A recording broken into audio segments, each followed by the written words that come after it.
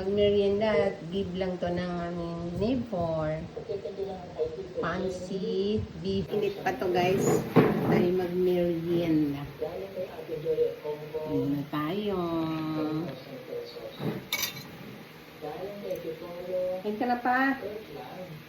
Init-init pa guys pag dito sa aming lugar guys. Marami talaga nagbibigay dito ng pagkain guys.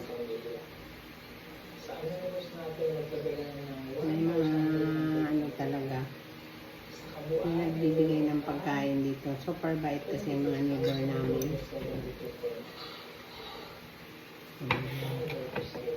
Sila lang talaga mayaman at kami kasi hindi kami mayaman. Tamtaman lang kami guys sa mabuhay sa isang araw 3 beses. Ayan, thank you Lord sa bigay na food at tayo magmerienda ating titikman. Patipid-tip naman tayo ng merienda. Sarap, mainit pa. Galing sa kapitbahay namin.